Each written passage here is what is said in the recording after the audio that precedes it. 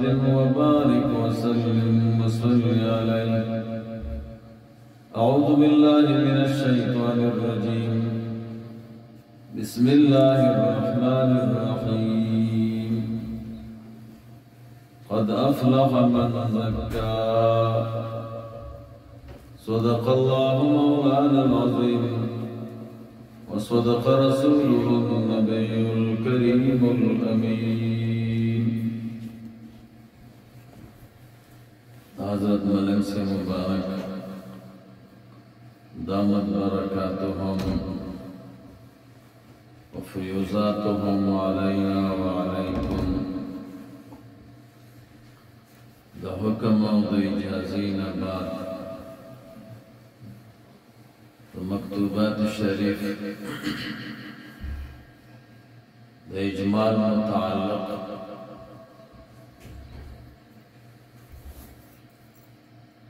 خبر روانا یو نویم نمبر مکتوب امام ربانی رحمہ اللہ شیخ کبیر رحمہ اللہ تلے گئے. پدی مکتوب شریف کے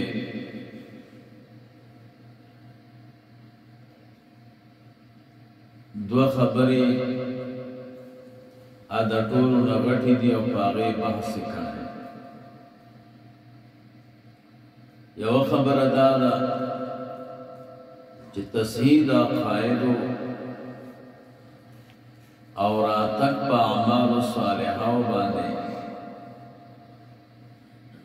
دا دواړه وزرې دي دپاره د طیران د عالم قدس چې عقیدم سموي او نیک اعمالو باندې سړی راتګم کوي. دا وزرې دي دپاره د الوتلو د عالم قدس. اولیاء بزرگان نیکان خلق د هغې روحونه پرواز کوي. د هر پرواز دپاره لابدي وي د وزرو نه. امام ربانی رحمه الله فرمایي د دغې طیران او د پرواز وزرې دا تصحیح د عقایدو ده او راتګ دی په اعمالو صالحو. دویمه خبره دا کوي چې مقصود د اعمالو د شریعت نه او د احوالو د حقیقت نه تزکیه د نفس ته او تصفیه د قلب نه. یو مسلمان په ټول شریعت باندې عمل کوي. د دې څه مقصود دی؟ مقصود دا دی چې د نفس تزکیه وشي او د قلب تصفیه وشي. دې باندې امام ربانی رحمه الله په دغه مکتوب شریف کې بحث کوي. 92 نمبر مکتوب دا هم شیخ کبیر رحمه الله ته لېږلی. په دې مکتوب کې یوه قیمتي خبره کوي. خبره دا ده چې اطمینان د زړه دا په ذکر سره راځي، نه په نظر او استدلال سره. اطمینان د زړه دا په ذکر سره راځي، استدلال سره نه راځي. یو سړی وي زما زړه دې مطمئن شي دی به الله یادوي. استدلال علما کوي خو په وخت د ضرورت کې چې کله منکر سره مخ شي، خو خپل زړه ته اطمینان دا په زړه راځي، په ذکر راځي. 93 نمبر مکتوب امام ربانی رحمه الله دا سکندر خان لودی رحمه الله ته لېږلی. په دې مکتوب کې دو خبرې کوي یو ورته وایي په ټولو اوقاتو کې الله یادوه او ذکر کوه نو د ذکر تلقین او تحریض ورته کوي دوی ورته فرمایلی دي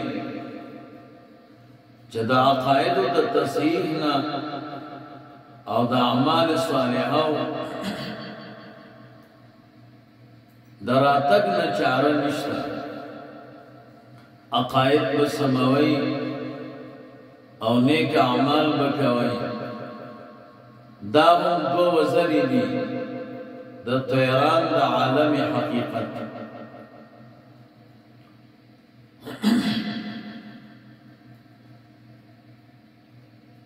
دا 93 او 94 مکتوب 95 نمبر مکتوب د لګره د سید احمد رحمه الله